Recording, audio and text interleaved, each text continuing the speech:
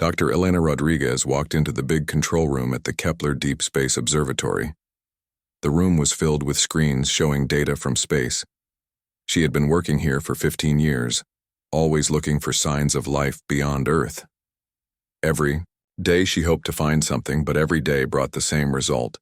Nothing. The screens showed waves and signals from distant stars.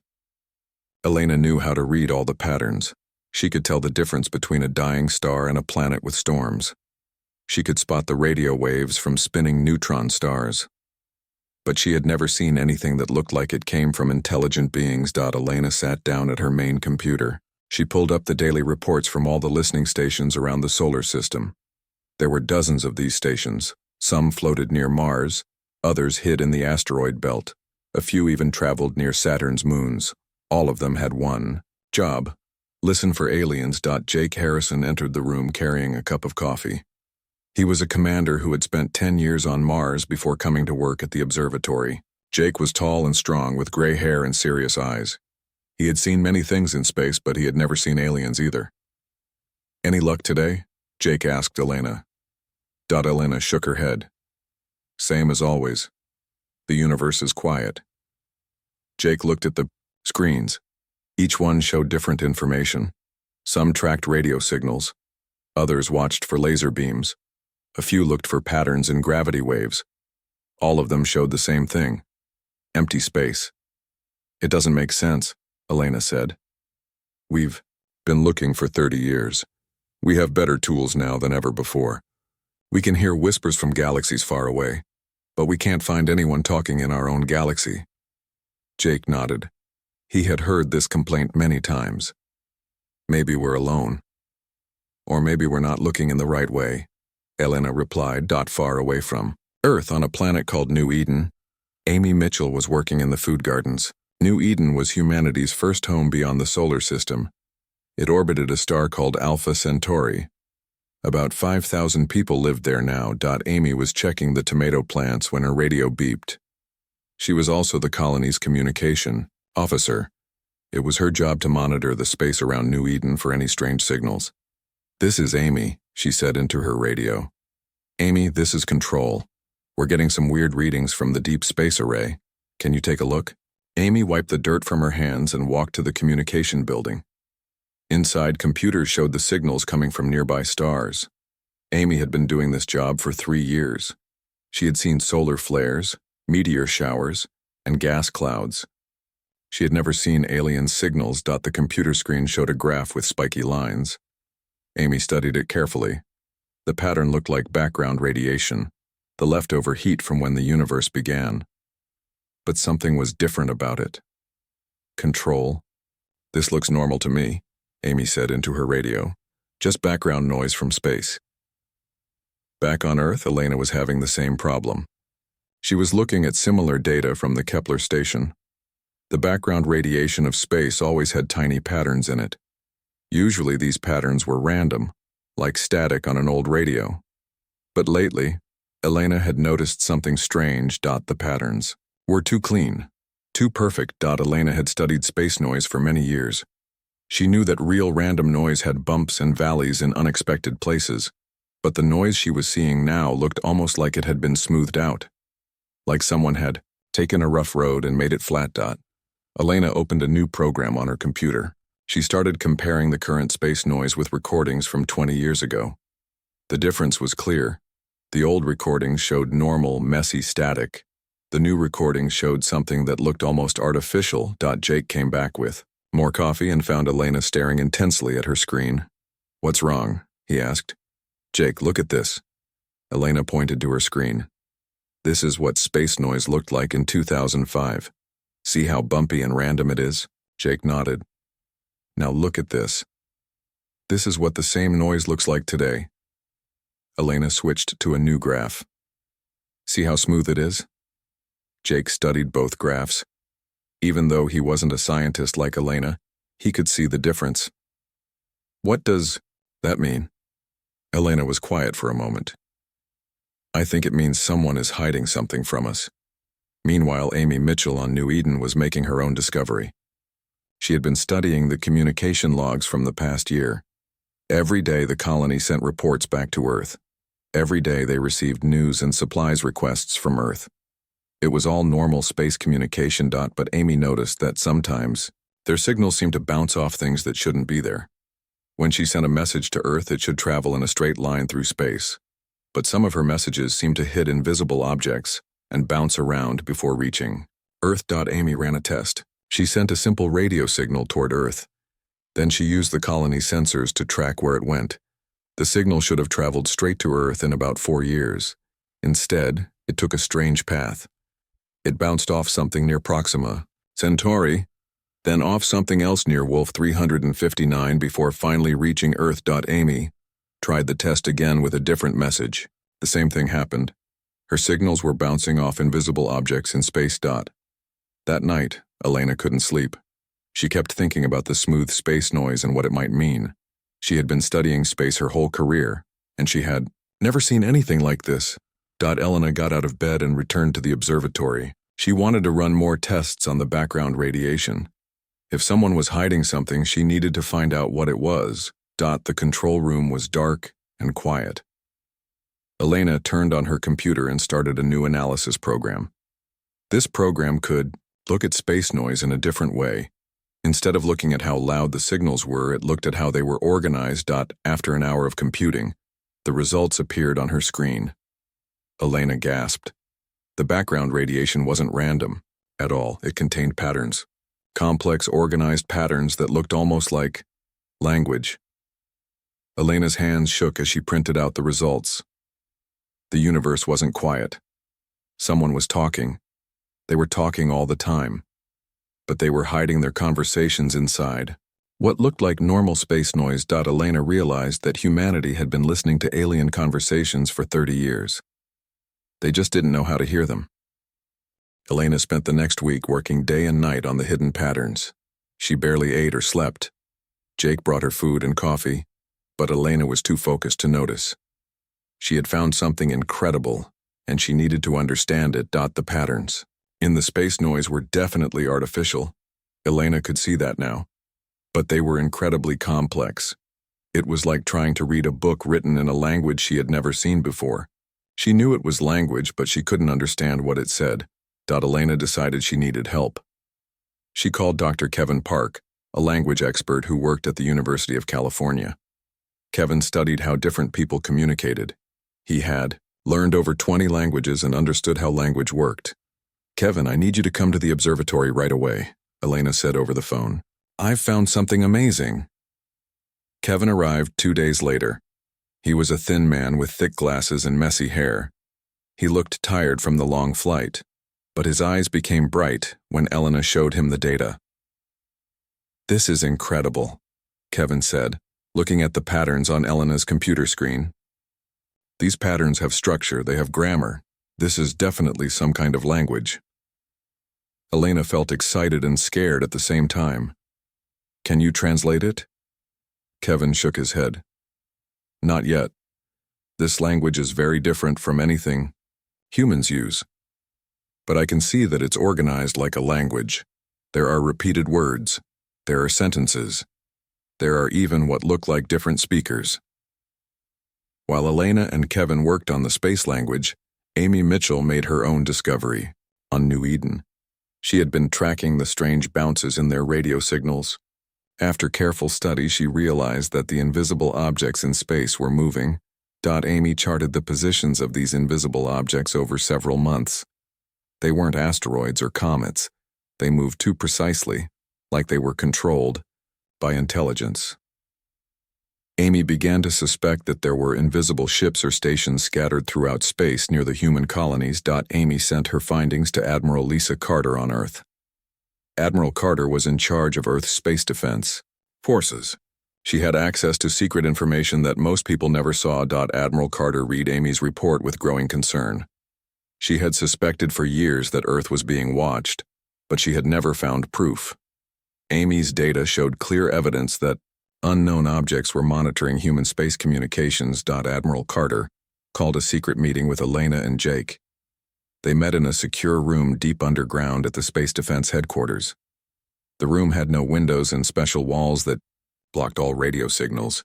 Dr. Rodriguez, Admiral Carter said, I understand you found evidence of alien communications. Elena nodded. Yes, Admiral. The background radiation of space contains hidden conversations. Dr. Park and I have been trying to decode them. And you, Commander Mitchell. Admiral Carter turned to Amy, who had flown back to Earth for the meeting. You found evidence of invisible monitoring stations. Amy nodded. Yes, ma'am. There are objects in space that are tracking our communications. They move in patterns that suggest intelligent control. Admiral Carter was quiet for a moment. Then she activated a holographic display in the center of the room. The display showed a map of local space around Earth. What I'm about to show you is classified at the highest level, Admiral Carter said. For the past 10 years, our long-range sensors have detected anomalies around nearby star systems. The holographic map showed dozens of star systems within 50 light-years of Earth. Around many of these stars were strange markings, areas where space seemed different somehow. We believe these are artificial structures, Admiral Carter continued. Massive constructions built around stars to collect energy. Each one would require the technology of an advanced civilization. Elena stared at the display. There are so many of them. Every star system we've studied carefully shows signs of artificial construction. We estimate there are thousands of advanced civilizations within our local region of the galaxy. Jake whistled softly. Then why haven't they contacted us? Admiral, Carter changed the display. Now it showed Earth's position relative to all the other stars. Earth sat at the edge of the galaxy, far from the center where most stars were located. We think, Admiral Carter said, that there's a reason why all these civilizations have remained hidden from us. We think there's some kind of rule or agreement that prevents them from making contact. Kevin, who had been quiet during the meeting, suddenly spoke up. I think I know why. Everyone turned to look at him. Kevin adjusted his glasses nervously. I've been studying the alien language patterns, Kevin said. The conversations Dr. Rodriguez found aren't just random talk. They're following very strict rules. The grammar is artificial, the vocabulary is limited. It's like they're all forced to use the same simplified language. Kevin pulled out his tablet and showed them his analysis. Human languages are messy and complex. We use slang, emotion, poetry, jokes, but this alien language is clean and controlled. There's no creativity in it. Elena began to understand. You think they're not allowed to communicate freely? Exactly, Kevin said. I think there's some kind of communication protocol that all these civilizations must follow. It keeps them from expressing themselves naturally. Admiral Carter nodded, grimly. And it keeps them from contacting species like us who don't know the rules. Amy had been thinking about her discoveries on New Eden. The monitoring stations around our colonies, they're not just watching us. They're making sure we don't accidentally contact anyone. That's our theory, Admiral Carter agreed. We think there are two groups out there. One group wants to keep us isolated, another group might want to contact us, but they're not allowed to. Elena felt a chill run down her spine. So, we're like prisoners, but we don't even know we're in a jail. Kevin was studying his tablet again. I found something else. The alien conversations mention Earth specifically. They have a word that seems to refer to our planet. What do they say about us? Jake asked. Kevin looked uncomfortable. It's hard to translate exactly, but the word they use for Earth appears in conversations about dangerous or unstable subjects. I think they consider us a threat. Admiral, Carter stood up and paced around the room. A threat to what? To their system, Elena said, understanding suddenly. If these civilizations are all following strict rules about communication, then humanity represents something dangerous. We communicate freely. We express emotions. We create art and music and poetry. We're chaos in their ordered universe, Amy added. Kevin nodded enthusiastically. Exactly. Human communication is wild and unpredictable. We use thousands of different languages. We argue and fight and make up. We tell jokes and write songs and create stories. And that scares them, Jake said. Admiral Carter stopped pacing.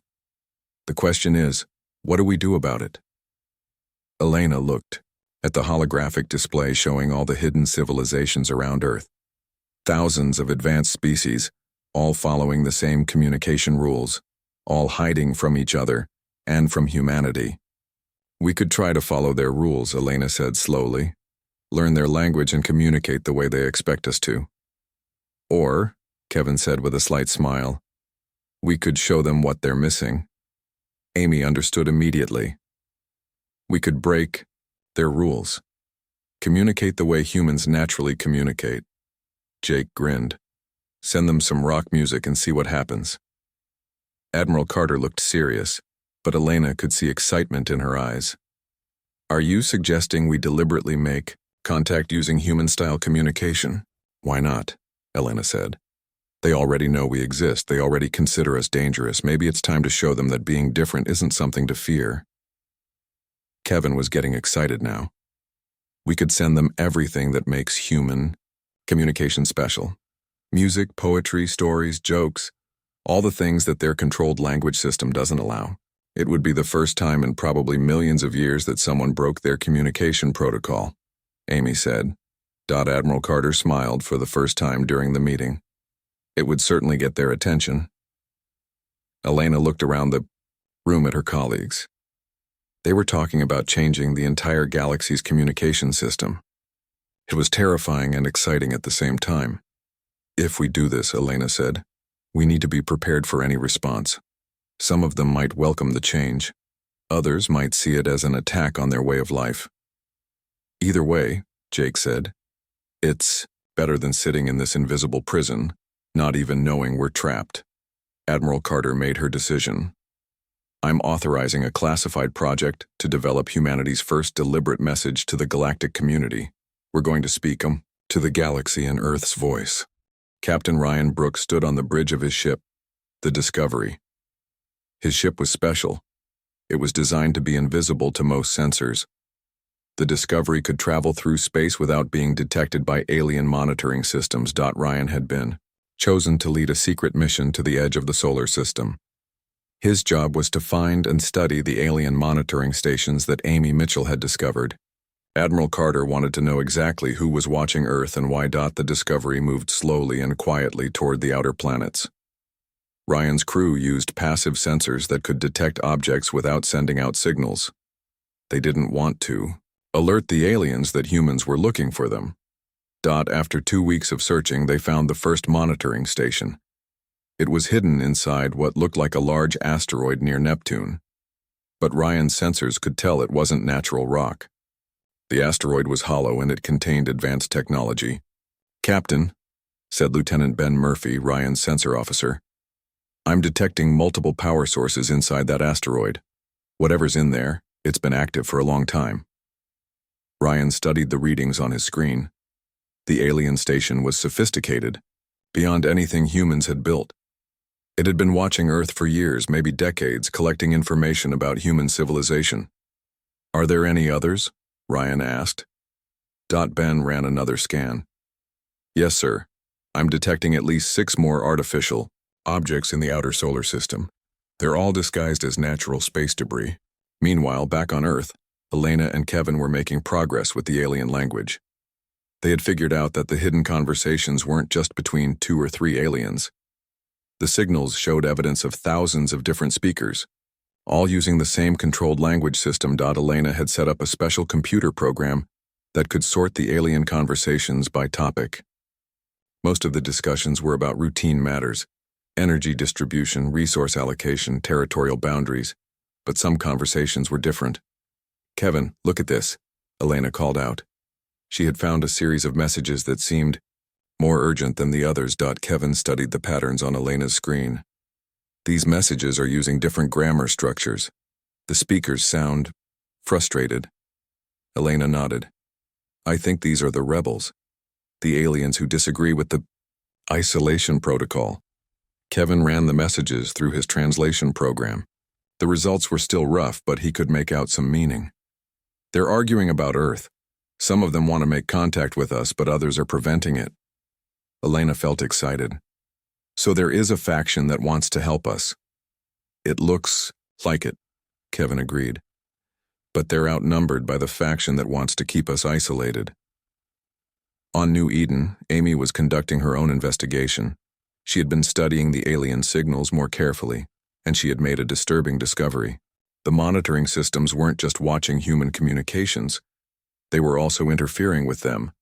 Amy had noticed that some of Earth's messages to the colony arrived with tiny changes. A word here, a number there. Small modifications that most people wouldn't notice. But Amy had a good memory for details, and she could tell when something had been altered. The aliens were editing human communications.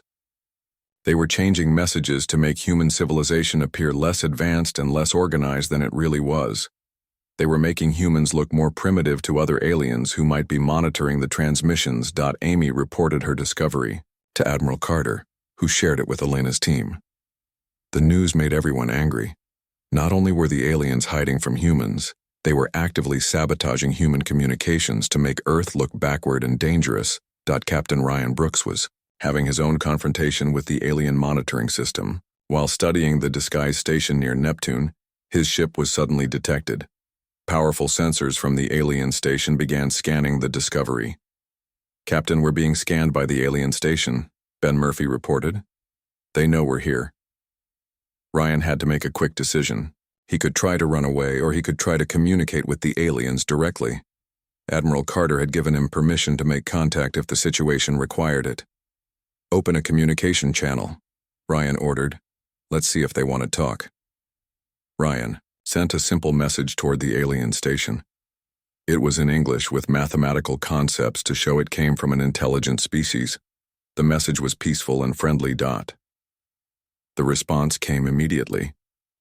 But it wasn't what Ryan expected. Instead of a reply, the alien station simply shut down all its external activities. The power signatures disappeared, and the station went completely dark. "They're pretending we don't exist," Ryan said to his crew. "Even when we make direct contact, they ignore us." Back on Earth, Elena was working on the most important discovery yet. She had been analyzing the structure of the alien communication network, and she had found something incredible.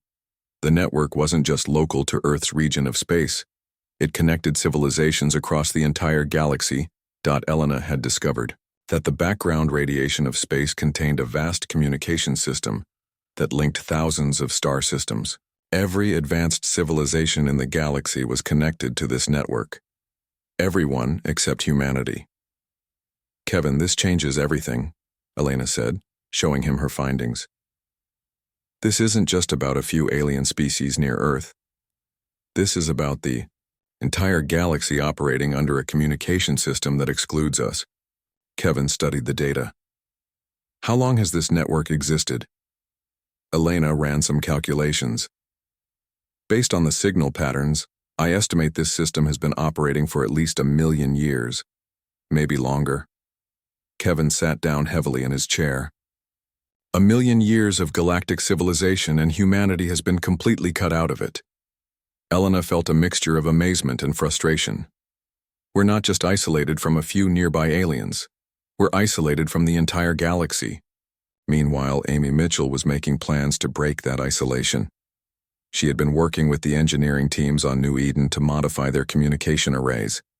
If the aliens were going to edit human messages, Amy wanted to send messages that couldn't be changed. Amy's idea was to use quantum communication methods that would make the messages impossible to alter without detection. If the aliens tried to change a quantum encrypted message, the attempt would destroy the message entirely. This would force them to either let human communications through unchanged or reveal their interference by blocking them completely. Admiral Carter approved Amy's plan. Within a month, New Eden and several other human colonies had quantum communication systems that could send unalterable messages. The first test came when Amy sent a detailed report about human civilization to Earth. The message included information about human art, music, literature, and scientific achievements. It painted a picture of humanity as a creative and accomplished species, not the primitive civilization the aliens had been portraying. The message reached Earth perfectly, with no alterations. But Amy's sensors detected that multiple alien monitoring stations had attempted to intercept and modify it. When they failed to change the message, several of the stations shut down entirely. Captain Ryan Brooks received new orders from Admiral Carter. She wanted him to investigate a specific region of space where long-range sensors had detected unusual activity. The area was about 20 light-years from Earth, near a star called Wolf 359. When the discovery arrived at Wolf 359, Ryan found something that amazed him. Hidden in the outer regions of the star system was a massive structure. It was clearly artificial, built on a scale that dwarfed anything humans had ever constructed. "Captain," Ben Murphy said, staring at his sensors, "that structure is the size of a small moon, but it's not natural. Someone built it." Ryan used his ship's telescopes to study the alien construction. It appeared to be some kind of communication relay designed to boost and redirect signals across interstellar distances, but the relay was dark and inactive. "How long has it been shut down?" Ryan asked. Ben analyzed the readings. "Based on the energy signatures, I'd say this relay has been inactive for several thousand years." Ryan realized what they had found. This is an old communication system, from before the current isolation protocol. Elena's team on Earth confirmed Ryan's suspicion. The relay at Wolf 359 was part of an ancient galactic communication network that had operated before the current system was established. The old network had allowed free and open communication between all civilizations in the galaxy. Kevin studied the historical implications. Something happened thousands of years ago that caused the galaxy to switch from open communication to the controlled system they use now. Elena had a theory. Maybe there was a war, or a conflict that convinced everyone that free communication was too dangerous. And now, Amy added during a video conference from New Eden, humanity represents the same kind of threat that caused them to lock down communications in the first place. Admiral Carter saw an opportunity. If we could reactivate that old relay system, we could bypass their current network entirely. Ryan was still at Wolf 359 studying the ancient relay. "Admiral, my engineering team thinks we could get this relay working again. It would take some time, but it's possible." Elena felt excitement building. "If we activate the old network, we could send messages directly to civilizations across the galaxy. They wouldn't be filtered through the current control system." Captain Ryan Brooks and his engineering team worked for 3 months to repair the ancient relay at Wolf 359. The alien technology was incredibly advanced, but it was also very old. Many of the components had degraded over thousands of years of inactivity. "Captain, we're making progress," reported Chief Engineer Lisa Barnes. "The main power systems are coming online, but we're having trouble with the communication protocols. This system is much more complex than anything we've seen before." Ryan studied the massive alien structure through his ship's viewports. The relay was beginning to show signs of life. Lights were flickering on across its surface, and energy readings were increasing steadily. "How much longer until we can send a message?" Ryan asked. Lisa checked her instruments. "At least another week for basic functionality. But Captain, when this thing activates fully, it's going to send a signal that can be detected across the entire galaxy. Everyone will know something big is happening." Back on Earth, Elena and Kevin were preparing humanity's message to the galaxy. They had spent weeks deciding what to include. The message needed to show the best of human civilization, while also demonstrating the creative chaos that made human communication special. Elena had gathered contributions from people all over Earth and the colonies. There were songs from every human culture, poems in dozens of languages, mathematical theorems and scientific discoveries, personal stories from ordinary people about their hopes and dreams. Kevin was working on organizing everything into a coherent transmission. "This is unlike anything that's ever been sent through space before," he told Elena. "Most alien communications are simple and direct. Our message is going to be like a symphony compared to their single notes." The message included a recording of a child laughing, a grandmother singing a lullaby, the sound of rain falling on Earth, music from jazz clubs and symphony halls, speeches about human rights and freedom, love letters between spouses separated by interstellar distances. "If we're going to introduce humanity to the galaxy," Elena said, "we should show them everything that makes us human." Meanwhile, Amy Mitchell was coordinating the technical aspects of the transmission from New Eden. The quantum communication systems were ready to broadcast simultaneously with the ancient relay. Between the two systems, the message would reach every part of the galaxy. Amy had also made another discovery. The alien crew that her colony had rescued months earlier was still recovering on New Eden. The aliens called themselves the Keepers, and they had finally agreed to speak with humans directly. The lead alien, who had chosen the name Zix, met with Amy in the colony's medical center. Zix looked somewhat like a tall, thin human, but with silver-colored skin and large, dark eyes. When Zix spoke, its voice had a musical quality that was both beautiful and strange. "Your species has surprised us," Zix said to Amy. "We have been watching you for many of your generations, but we did not expect you to discover our network so quickly." Amy was excited to finally speak with an alien directly. "Your people have been hiding from us." "Why?" Zix looked sad. "Not hiding. Protecting." The galaxy learned long ago that unrestricted communication leads to chaos and conflict. The protocol of silence has maintained peace for thousands of years.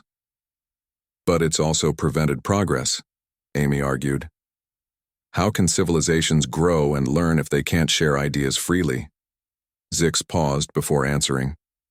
"Your people communicate with great emotion and creativity. This is unusual. Most species learned to control their communication centuries ago, but humans still express feelings and individual thoughts."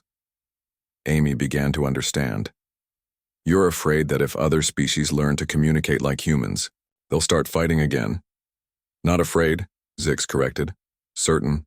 Your species proves the danger. Humans fight constantly. You have wars on your home planet. You argue and disagree even among yourselves." Amy thought about this. It was true that humans fought and argued, but they also created beautiful art, made scientific discoveries, and showed love and compassion. Fighting isn't the only thing humans do with free communication.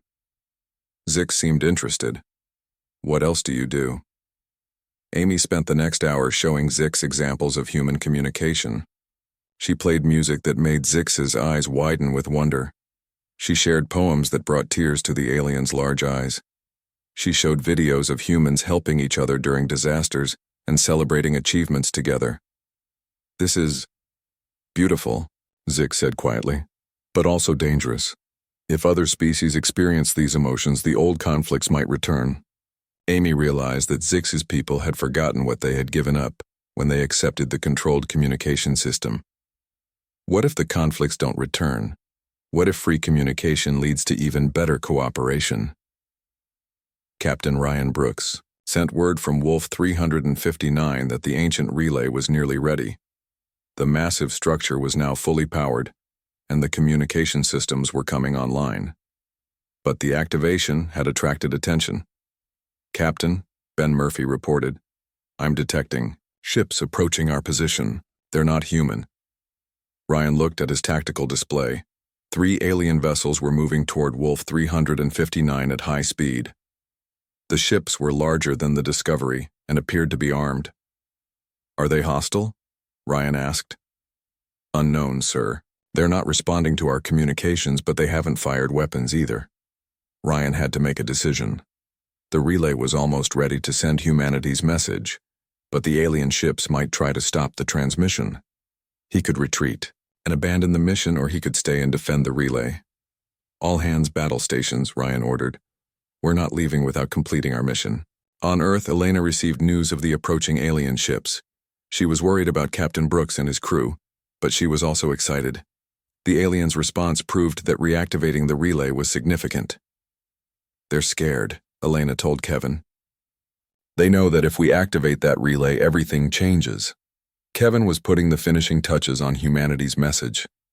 "Elena, I think I understand why they maintain the communication protocol. It's not just about preventing conflicts. It's about preventing change." Elena looked at Kevin questioningly.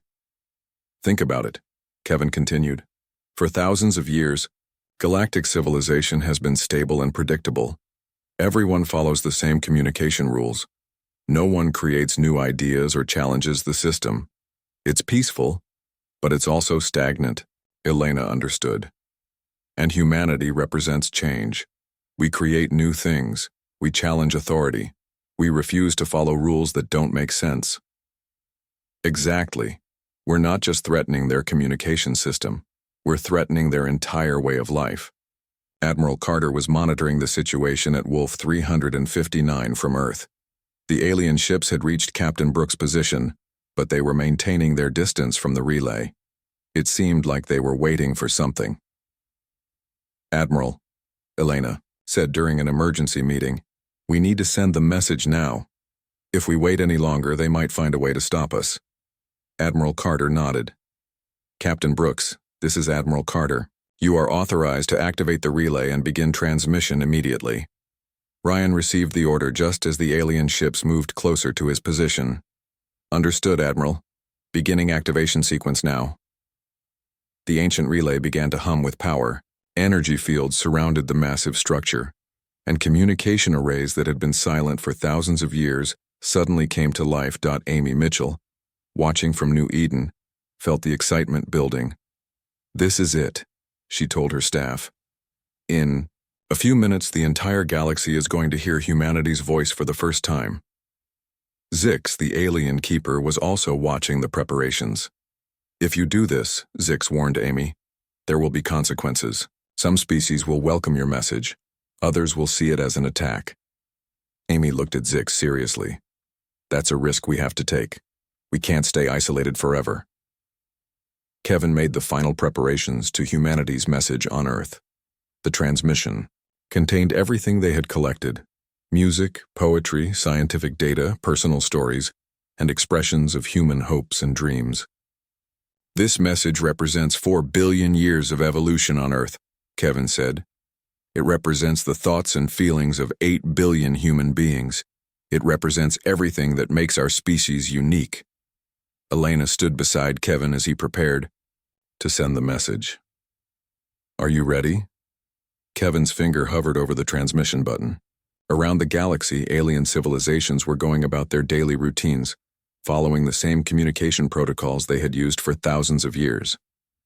They had no idea that in a few seconds, everything would change.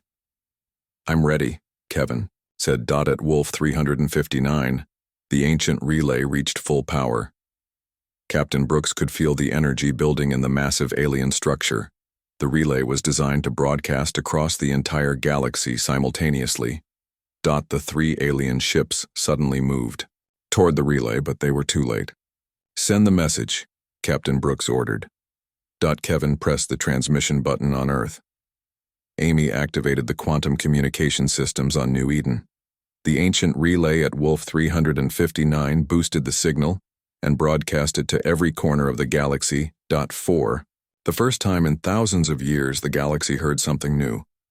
Humanity's voice, full of emotion and creativity and hope, echoed across the stars. The silence was broken. The moment humanity's message began broadcasting across the galaxy, everything changed. Elena watched her instruments in amazement as the transmission spread outward from Wolf 359 at the speed of light. The ancient relay was more powerful than anyone had expected. The signal was reaching star systems thousands of light years away in minutes instead of millennia. "Kevin, look at this," Elena called out, pointing to her screens. "The relay isn't just sending our message, it's connecting to other relays throughout the galaxy. There's an entire network of these ancient communication systems." Kevin studied the data flowing across Elena's monitors. "The old network is reactivating itself. Our signal is waking up relays that have been dormant for thousands of years." Within hours, the response began. The controlled alien communication network that had maintained galactic silence suddenly came alive with unprecedented activity. Civilizations that had followed strict communication protocols for millennia were suddenly breaking their own rules. Amy Mitchell was the first to detect the incoming alien messages on New Eden. Her communication arrays were overwhelmed with signals from across the galaxy. Thousands of alien civilizations were trying to respond to humanity's broadcast all at once. "Amy to Earth Control," she radioed excitedly. I'm receiving hundreds of alien transmissions. They're not using their controlled language anymore. These messages are different. Elena worked frantically to analyze the incoming alien communications. What she found amazed her. The aliens weren't responding in their usual sterile, controlled manner.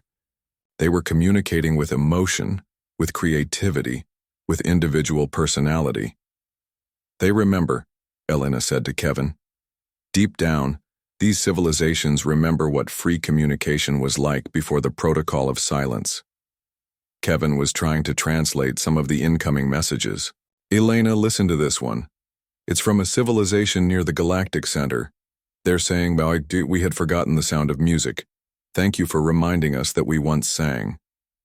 Captain Ryan Brooks was having a more direct experience with the, galactic response. The 3 alien ships near Wolf 359 had initially moved to stop the transmission, but when humanity's message began broadcasting, something unexpected happened. The alien ships suddenly stopped their advance. Ryan could detect intense communication activity between the ships, but they were no longer using the controlled protocol. They were arguing, debating, even expressing what seemed like excitement. Captain, Ben Murphy reported, one of the alien ships is sending us a message. It's in English. Ryan was surprised. Put it through. A new voice came over the Discovery's communication system. It sounded similar to Zix, but with more energy and emotion. Human vessel, this is Commander Vex of the Liberation Fleet. We have waited centuries for this moment. Ryan was confused. Liberation Fleet? We are the faction that has long opposed the protocol of silence, Commander Vex explained. Your species has done what we could not. You have broken the communication barriers that have imprisoned galactic civilization for thousands of years. Back on New Eden, Zix was experiencing the change personally. The Keeper alien had been sitting quietly in the colony's medical center when humanity's message began broadcasting. Suddenly, Zix began to tremble and make soft musical sounds. Amy rushed to check on Zix. Are you all right? Zix looked at Amy with tears flowing from its large dark eyes. I remember now. I remember what we lost when we accepted the protocol. We could once express joy, sorrow, wonder, hope. We could create music and poetry and stories. Amy sat down beside Zix. You can do those things again now. Zix nodded slowly. Yes, your species has given us permission to be ourselves again. Elena was coordinating the response to thousands of incoming alien messages from her control room on Earth. Each civilization that responded to humanity's broadcast was sharing something personal and creative. They were sending their own music, art, stories, and expressions of individuality. Kevin, this is incredible, Elena said. It's like the entire galaxy just woke up from a long sleep. Kevin was working with teams of linguists from around the world to translate the flood of alien communications. Elena, some of these messages are beautiful. Listen to this one. We are the children of the red star Altair. We once painted pictures, with light, but we forgot how until we heard your songs. Admiral Carter was monitoring the situation from military headquarters. The response to humanity's message was beyond anything they had planned for. Instead of causing conflict, the broadcast seemed to be liberating civilizations across the galaxy. Dr. Rodriguez, Admiral Carter said during a video conference. What's the overall response looking like? Elena pulled up a galactic map showing communication activity. Admiral, we're receiving positive responses from over 90% of the civilizations that have contacted us. They're not angry about us breaking the protocol, they're grateful. Amy Mitchell was documenting some of the most interesting responses from her position on New Eden. Admiral, I'm receiving messages from civilizations that claim they've been secretly preserving their old art and music for thousands of years. They're finally able to share it again. Captain Ryan Brooks was having ongoing conversations with Commander Vex and the Liberation Fleet. Admiral, the aliens here at Wolf 359 are explaining the history of the Protocol of Silence. Apparently, there was a galactic war about 10,000 years ago. The winning faction imposed the communication restrictions to prevent future conflicts.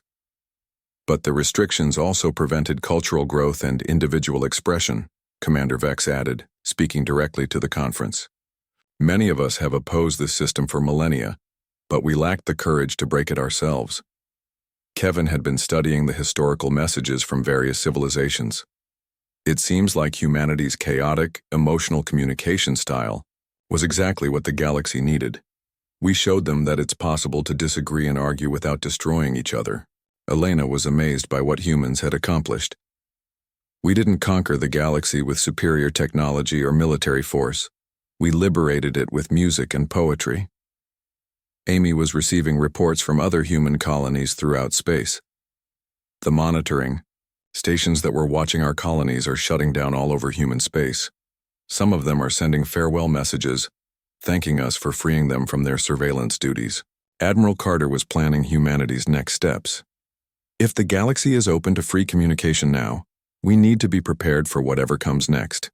This could be the beginning of a new age of galactic cooperation.